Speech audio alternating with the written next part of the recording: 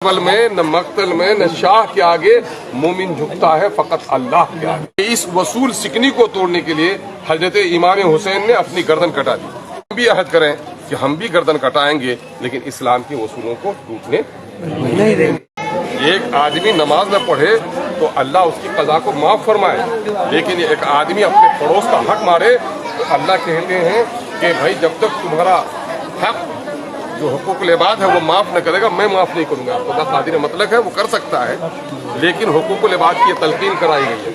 आज समाज में जो सबसे बड़ी जरूरत है वो किस चीज की जरूरत है? इमाम हुसैन दौलत के लिए, इज्जत के लिए नहीं, शोहरत के लिए लड़ रहे थे।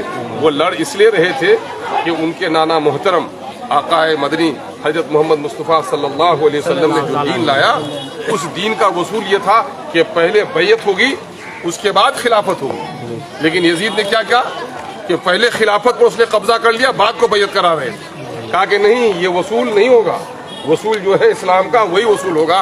नतीजा ये हुआ कि न करबल में न मक्तल में न शाह के आगे मोमिन झुकता है फकत अल्लाह के आगे। और नतीजा ये हुआ कि इस वसूल सिकनी को तोड़ने के लिए हजरत इमाम हुसैन ने अपनी गर्दन कटा दी। नौजवानों, हमारे यहाँ एक बड़ी अहमियत है। अभी इमाम साहब थे, अब मालो दौलत में वो क्या है मैं नहीं जानता, लेकिन उसके पीछे नमाज पढ़ने वाले बहुत सारे लोग होंगे, मालो दौलत में उससे बढ़कर हो सकते हैं। लेकिन क्या वो जब रुकू में गए सब रुकू में गए कि नहीं? वो सजदे में गए तो सजदे में गए नहीं कि नहीं?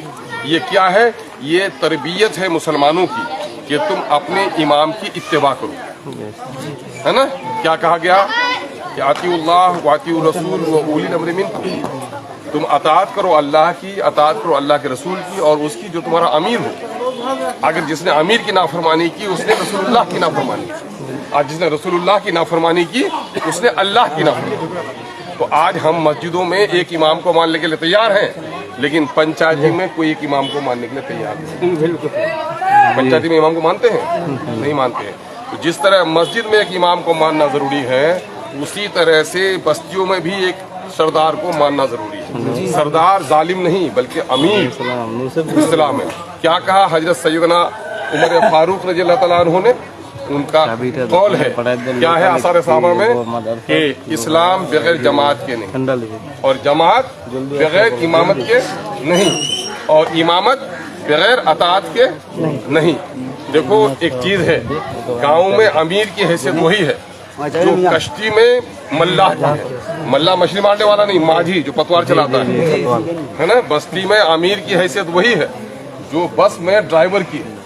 अगर बस में लोग कूदा कूदी भी करे, ट्रेन में देखते हो शराब पी के झूमता भी है, लेकिन अगर ड्राइवर सही है तो ट्रेन मंजिल तक पहुंच जाती है। और सब लोग वजू करके बैठे, मुसल्ला पर बैठ जाएं, तस्बीह पढ़ें, और अगर ड्राइवर नशे में हो तो गाड़ी चकनाचूर होगी कि नहीं होगी? इसलिए अल्लाह के रसूल से पूछा किसी ने, बुखारी शरीफ की हदीस है, या रसूलुल्लाह क़यामत कब आएगी? आप सल्लल्लाहु अलैहि वसल्लम ने फरमाया, हदीस का मफ़हूम है जब अमानतों में खयानत होने लगी। कहा कि अमानतों में खयानत क्या है अल्लाह के रसूल? कहा कि जब नाअहल को तुम अपना अमीर बनाओ, है ना? क़यामत क्या है? बर्बादी है, तबाही है, हौलनाकी है, जलजला है, अजीम जलजला है।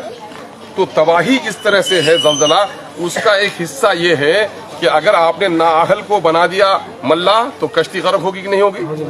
आपने नाअहल को ड्राइवर बना दिया तो गाड़ी टकराएगी कि नहीं? आपने नाअहल को मस्जिद का इमाम बना दिया तो नमाज खराब होगी कि नहीं? तो जब इमाम की ये हैसियत है तो अपने बस्ती और समाज में झगड़ों को तय करने के लिए गाँव में एक आदमी को अमीर बनाओ, है ना? अमारत अताअत ये हम पर लाजिम है। और जिसने जमात को तोड़ा वो क्या है? जहन्नमी है। रसूलुल्लाह से पूछा गया, रसूलुल्लाह नमाज पढ़े रोजा रखे तब भी? कहा हाँ, रोजा रखे नमाज पढ़े तब भी। इसलिए जमात को मत तोड़िए। जिस तरह मस्जिद में बैठे हैं उस तरह गांव में कभी कोई झगड़ा हो, लड़का लड़की का मसला हो, जमीन का मसला हो, अदालत की तरफ, थाना की तरफ जाने से परहेज कीजिए, क्योंकि अदालतों और थाने में आपको इंसाफ नहीं मिलता।